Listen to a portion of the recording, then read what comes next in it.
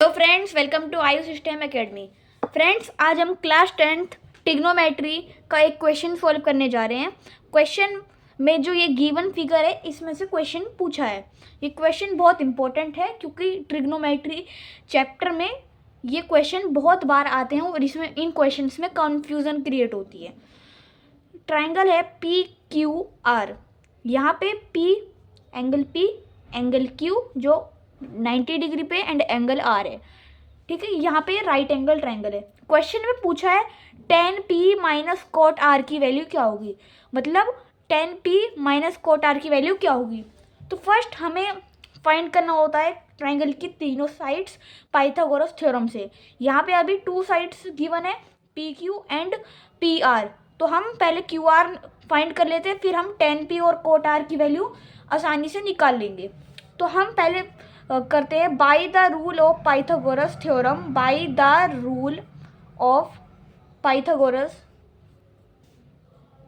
Theorem, हमें इसमें Pythagoras theorem लगानी होती है, तभी हमारी थर्ड साइड निकलती है।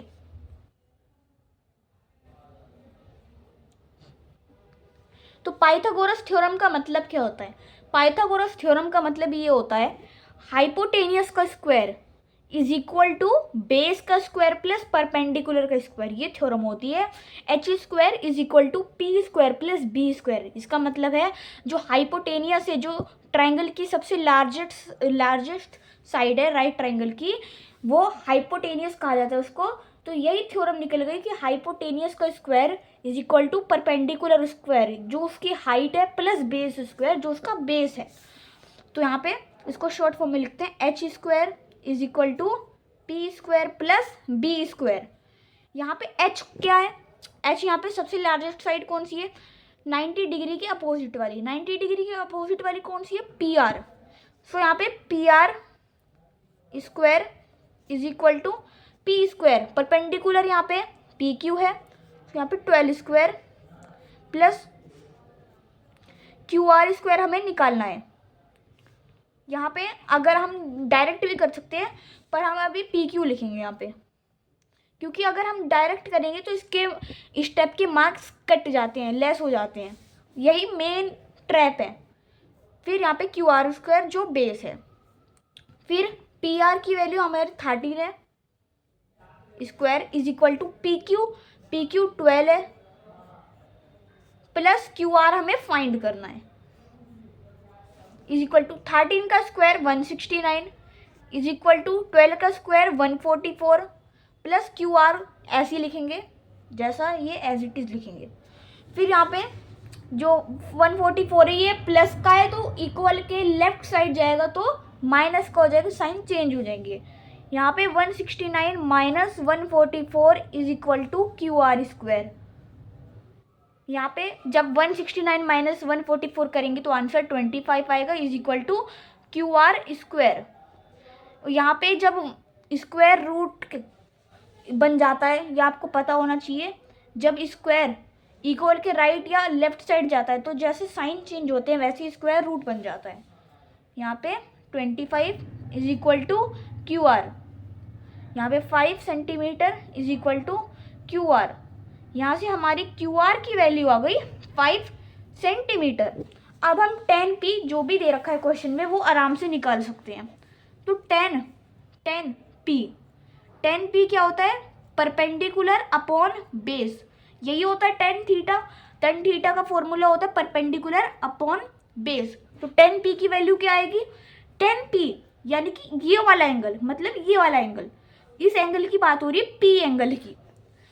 तो ट्रिग्नोमेट्री में एक बहुत इंपॉर्टेंट चीज़ होती है।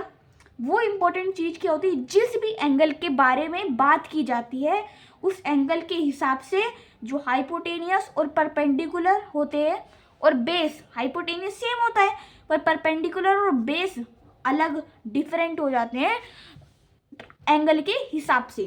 तो यहाँ पे पी एंगल है, तो पी जो एंगल है यहाँ से टच हो रहा है तो ये इसका बेस हो जाएगा। P के लिए बेस होगा पर एंगल R के लिए बेस नहीं होगा, क्योंकि R यहाँ से टच हो रहा है तो एंगल R के लिए बेस QR हो जाएगा और P के लिए बेस PQ हो जाएगा।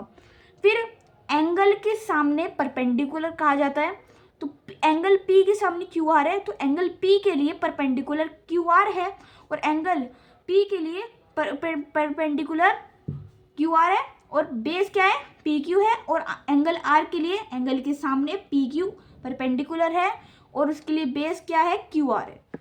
तो tan P is equal to perpendicular P के लिए क्या है QR अपॉन बेस, बेस इसके लिए PQ है, तो QR की वैल्यू हमारी 5 निकल गई अपॉन PQ 12 बेस है, तो हमारी ये अभी 10P की वैल्यू निकली। यहाँ पे हमारी 10P is equal to 5/12 centimetre, या भी हमारी 10P की आई। अब हम कोट R की वैल्यू निकालेंगे, तो cot R is equal to, cot की वैल्यू होती है बेस अपॉन परपेंडिकुलर, ये इसका फॉर्मूला होता है। तो R एंगल के लिए बेस क्या होगा, R एंगल के लिए बेस QR होगा, क्यों होगा क्योंकि Q इसके अटैचमेंट में है, तो इसलिए QR लिखेंगे अपॉन परपेंडिकुलर एंगल के सामने, एंगल R के लिए परपेंडिकुलर क्या हुआ PQ, क्योंकि एंगल R के वो सामने है, तो PQ is equal to QR की वैल्यू 5 अपॉन PQ की वैल्यू 12। यहाँ से हमारी कोट R की वैल्यू आ गई 5/12 सेंटीमीटर। अब हमें निकालनी 10P माइनस कोट R की वैल्यू निकाली है, तो 10P की वैल्यू भी हमारी 5/12 है माइनस कोट R की वैल्यू भी हमारी 5/12 आई है। जब इनको माइनस करेंगे 5/12 माइनस 5/12 सेम 0, तो इसका आंसर क्या आएगा 0 आएगा। इसका 10P माइनस कोट R का हमारा आंसर 0 आएगा। हमारा 10P माइनस कोट R का आंसर 0 आएगा। और हमने फ्रेंड्स ये क्वेश्चन ट्रिग्नोमेट्री का जो बहुत इंपॉर्टेंट होता है ये सॉल्व कर दिया, और ये क्वेश्चन यहीं तक था। मिलते हैं नेक्स्ट वीडियो में।